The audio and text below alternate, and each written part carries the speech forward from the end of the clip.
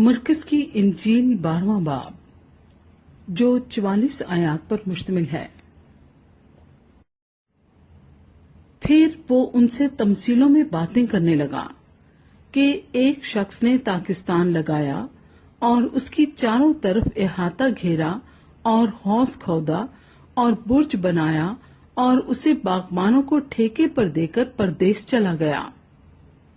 फिर फल के मौसम में उसने एक नौकर को बागबानों के पास भेजा ताकि बागबानों से ताकिस्तान के फलों का हिस्सा ले ले, लेकिन उन्होंने उसे पकड़कर पीटा और खाली हाथ लौटा दिया। उसने फिर एक और नौकर को उनके पास भेजा, मगर उन्होंने उसका सर फोड़ दिया और बेइज्जत किया। फिर उसने एक और को भेजा, उन्होंने उसे कत्ल किया। फिर और बुथेरों को भेजा, उन्होंने उनमें से बास को पीटा और बास को कत्ल किया। अब एक बाकी था जो उसका प्यारा बेटा था। उसने आखिर उसे उनके पास ये कहकर भेजा कि वो मेरे बेटे का तो लिहाज करेंगे, लेकिन उन बागबानों ने आपस में कहा, यही वारिस है, आओ इसे कत्ल कर डालें, मीरास हमारी हो जाएगी। बस उन्होंने उसे पकड़कर कत्ल किया और ताकिस्तान के बाहर फेंक दिया। अब ताकिस्तान का मालिक क्या करेगा? वो आएगा और उन बागबानों को हलाक करके ताकिस्तान औरों को दे देगा। क्या तुमने ये नविश्ता भी नहीं पढ़ा कि जिस पत्थर को मीमारों ने रद्द किया वही कोने के सिरे का पत्थर हो गया? ये खुदावंद की तरफ से हुआ और हमारी नजर में अजीब है। इस पर वो उसे पकड़ने की कोशिश करने लगे, मगर लोगों से डरे, क्योंकि वो समझ गए थे कि उसने ये तमसील उन्हीं पर कही। बस वो उसे छोड़कर चले गए। फिर उन्होंने बास फरीसियों और हेरोदियों को उसके पास भेजा ताकि बातों में उसको फंसाएं, और उन्होंने आकर उससे कहा, आए उस्ताद, हम जानते हैं कि तू सच्चा है और किसी की परवाह नहीं करता, क्योंकि तू किसी आदमी का तरफदार नहीं बल्कि सच्चाई से खुदा की राह की तालीम देता है।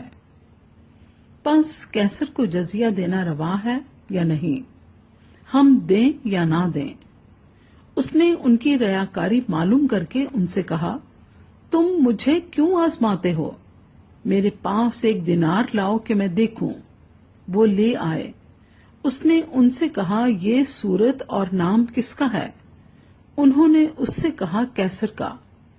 यीशु ने उनसे कहा, जो कैसर का है कैसर को, और जो खुदा का है खुदा को अदा करो। वो उस पर बड़ा ताज्जुब करने लगे। फिर सदूकियों ने, जो कहते हैं कि कयामत नहीं होगी, उसके पास आकर उससे ये सवाल किया कि ऐ उस्ताद, हमारे लिए मूसा ने लिखा है कि अगर किसी का भाई बे औलाद मर जाए और उसकी बीवी रह जाए तो उसका भाई उसकी बीवी को ले ले ताकि अपने भाई के लिए नस्ल पैदा करे। 7 भाई थे। पहले ने बीवी की और बे औलाद मर गया, दूसरे ने उसे लिया और बे औलाद मर गया, और इसी तरह तीसरे ने, यहां तक के 7 बे औलाद मर गए। सब के बाद वो औरत भी मर गई। कयामत में ये उनमें से किसकी बीवी होगी, क्योंकि वो 7 की बीवी बनी थी। यीशु ने उनसे कहा, क्या तुम इस सबब से गुमराह नहीं हो कि ना किताबे मुकद्दस को जानते हो ना खुदा की कुदरत को? क्योंकि जब लोग मुर्दों में से जी उठेंगे तो उनमें ब्याह शादी ना होगी, बल्कि आसमान पर फरिश्तों की मानिंद होंगे। मगर इस बारे में कि मुर्दे जी उठते हैं, क्या तुमने मूसा की किताब में झाड़ी के जिक्र में नहीं पढ़ा कि खुदा ने उससे कहा कि मैं अब्राहम का खुदा और इसहाक का खुदा और याकूब का खुदा हूं। वो तो मुर्दों का खुदा नहीं बल्कि जिंदों का है। बस तुम बड़े गुमराह हो। اور फकीहों में से एक ने उनको बहस करते सुनकर जान लिया कि उसने उनको खूब जवाब दिया है। वो पास आया और उससे पूछा कि सब हुक्मों में अव्वल कौन सा है।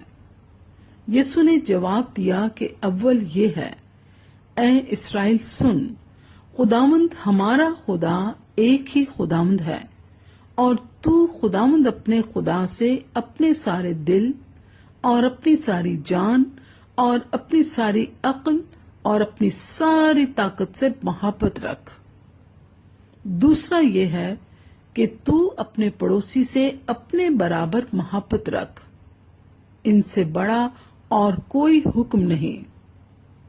फकीह ने उससे कहा, ऐ उस्ताद, बहुत खूब, तूने सच कहा कि वो एक ही है और उसके सिवा और कोई नहीं, और उससे सारे दिल और सारी अक्ल और सारी ताकत से मोहब्बत रखना और अपने पड़ोसी से अपने बराबर मोहब्बत रखना सब सोख्तनी कुर्बानियों और ज़बीहों से बढ़कर है। जब यीशु ने देखा कि उसने दानाई से जवाब दिया तो उससे कहा, तू खुदा की बादशाही से दूर नहीं। और फिर किसी ने उससे सवाल करने की जुर्रत ना की। फिर यीशु ने हैकल में तालीम देते वक्त ये कहा कि फकीह क्यों कर कहते हैं कि मसीह दाऊद का बेटा है। दाऊद ने खुद रूहुल कुद्स की हदायत से कहा है कि खुदावंद ने मेरे खुदावंद से कहा, मेरी दाहिनी तरफ बैठ, जब तक मैं तेरे दुश्मनों को तेरे पांव के नीचे की चौकी ना कर दूं। दाऊद तो आप उसे खुदावंद कहता है, फिर वो उसका बेटा कहां से ठहरा? और आम लोग खुशी से उसकी सुनते थे। फिर उसने अपनी तालीम में कहा कि फकीहों से खबरदार रहो, जो लंबे लंबे जामे पहनकर फिरना और बाजारों में सलाम और इबादत खानों में आला दर्जे की कुर्सियां और ज़ियाफतों में सदर नशीनी चाहते हैं, और वो बेवाओं के घरों को दबा बैठते हैं और दिखावे के लिए नमाज को तूल देते हैं, इन ही को ज्यादा सजा मिलेगी। फिर वो हैकल के खजाने के सामने बैठा देख रहा था कि लोग हैकल के खजाने में पैसे किस तरह डालते हैं, और बुथेरे दौलतमंद बहुत कुछ डाल रहे थे। इतने में एक कंगाल बेवा ने आकर 2 दमड़ियां यानी एक धेला डाला। उसने अपने शागिर्दों को पास बुलाकर उनसे कहा, मैं तुमसे सच कहता हूं कि जो हैकल के खजाने में डाल रहे हैं, इस कंगाल बेवा ने उन सब से ज्यादा डाला, क्योंकि सबों ने अपने माल की बहुतात से डाला, मगर इसने अपनी नादारी की हालत में जो कुछ इसका था यानी अपनी सारी रोजी डाल दी।